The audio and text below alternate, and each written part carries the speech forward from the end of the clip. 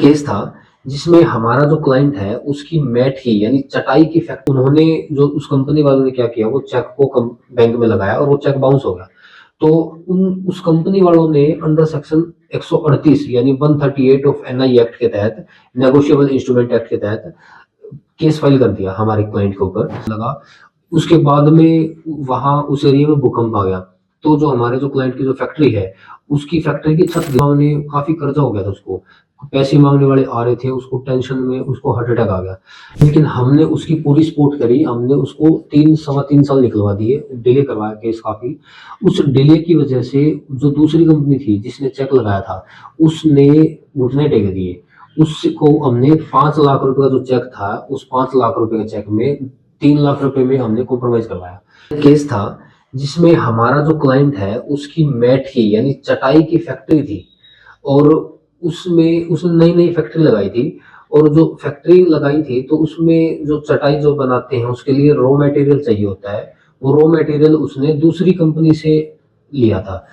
जब वो सामान लेने गया, वो रॉ मटेरियल लेने गया, देखने गया, तो जो उस कंपनी ने जो सैंपल जो था ना वो तो बढ़िया दिखाया, लेकिन जो ट्रांसपोर्ट में जो सामान भेजा वो खराब सामान भेज दिया उसके पास में। और जैसे ही सामान आया तो हमारे क्लाइंट ने उसको चेक किया तो खराब था। जो उसके जो इंजीनियर्स थे उन्होंने देखा तो बताया कि ये खराब सामान है।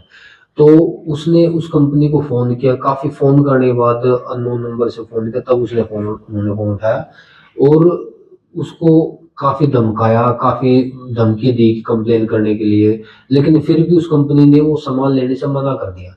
लेकिन हमारा जो क्लाइंट है काफी एफर्ट लगाता रहा भी अपने अपने लेवल पे शॉर्ट आउट करने के लिए, लेकिन वो उन्होंने बिल्कुल मना कर दिया सामान वापसी लेने से। तो जो हमारा जो क्लाइंट है वो भी कोई कंप्लेन करता या कोई जो सामान है उसकी जांच करवाता, उससे पहले ही उसके उस एरिया में बाढ़ आ गई और वो जो सामान है वो सारा पानी भर गया वहां फैक्ट्री के अंदर। लगभग 1 महीने तक वहां पानी निकला ही नहीं। हमारा जो क्लाइंट है उसको भी वहां से अपनी पूरी फैमिली के साथ सेफ जगह पे कहीं और शिफ्ट करना पड़ा। और 1 महीने में वो सारा सामान खराब हो गया, जो भी थोड़ा बहुत था या जो कंपनी में जो भी और सामान था वो सब पानी में खराब हो गए, कंप्यूटर वगैरह सारा रिकॉर्ड सब खत्म हो गया। तो इस बीच में जो हमारा जो क्लाइंट ने जो चेक दिए थे, हमारे क्लाइंट ने क्या किया, वो जो पैसे अकाउंट से पैसे निकाल लिए ताकि वो जो चेक ना लगा सके, चेक जो हो पेमेंट ना निकलवा सके।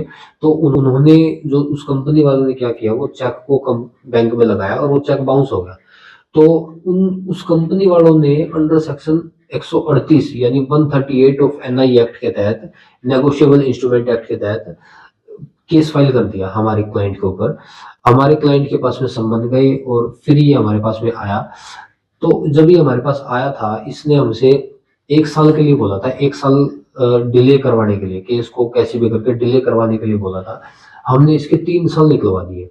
क्लाइंट ने क्या किया था, हमारे क्लाइंट ने जब वो ऑर्डर करने गया उस टाइम 1 लाख रुपए तो एडवांस दे दिया और 5 लाख रुपए का चेक दिया था।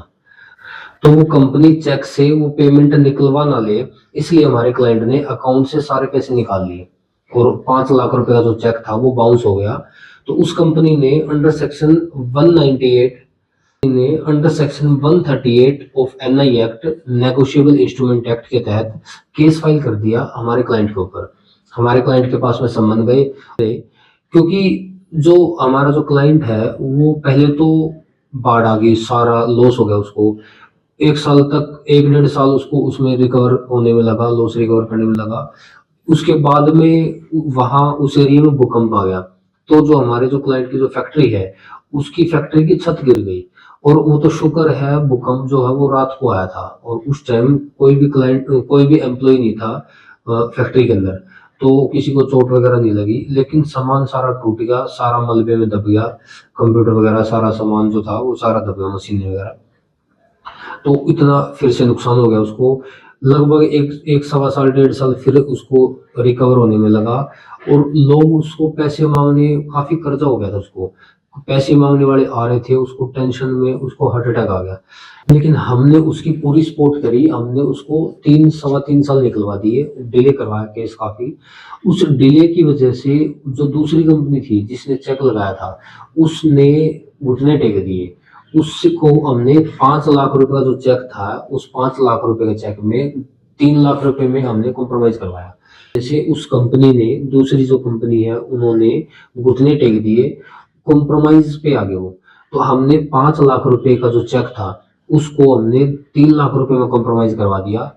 लेकिन इसको 1 रुपए भी नहीं देने पड़ते अगर ये कुछ गलतियां नहीं करता। इसने क्या-क्या गलती कर दी? पहली गलती ये करी कि इसने जितनी भी जो बातें हुई थी फ़ोन पे, उसकी रिकॉर्डिंग नहीं की। मतलब उस कंपनी से जो-जो बातें हुई थी बाद में, कि भी जो सामान है वो खराब आया, वो मतलब खराब सामान का कोई इसके पास कोई प्रूफ नहीं था। तो उसकी कोई रिकॉर्डिंग नहीं रखी इसने। दूसरी चीज़ क्या करी कि कोई भी अपने एरिया के एसपी, डीएसपी को, दूसरी गलती इसने क्या की, अपने एरिया के डीसी को या एसपी को या पीएम पोर्टल पे कोई कंप्लेन करता है, वो कोई कंप्लेन इसने नहीं की। तीसरी गलती, इसने जो सामान की जांच करवानी थी, वो जांच इसने नहीं करवाई। तो ये कुछ गलतियां अगर ये नहीं करता, तो इसको 1 रुपए भी देना नहीं पड़ता, बल्कि कंज्यूमर कोर्ट के थ्रू इसको कंपनसेशन और मिलता। तो ये काफ़ी गलती इसने करी थी, इस वजह से इसको वे 3 लाख रुपए देने पड़े। लेकिन फिर भी 5 लाख रुपए का जो चेक अमाउंट था, उसको 3 लाख रुपए में कॉम्प्रोमाइज़ हो गया और काफ़ी समय निकलवा दिया इसका। मेन चीज़ तो टाइम था। तो क्योंकि उस टाइम इसके पास पैसे नहीं थे, बाद में इसने थोड़ा-थोड़ा काम इसका चल गया था। लास्ट जब केस के एंड तक, तो इसने मतलब रिकवर कर लिया वो, तो ये पैसे दे पाया। तो आज के लिए इतना ही। और अगर आपके माइंड में भी कोई लीगल डाउट है, कोई मतलब लीगल इशू अगर आप कोई फेस कर रहे हो, तो आप उसको कमेंट बॉक्स में लिख सकते हो। नेक्स्ट वीडियो में मैं पूरी कोशिश करूंगा उस टॉपिक को कवर करने की। ठीक है जी। तो अभी काफी लेट हो गए हैं, तो फटाफट घर चलते हैं।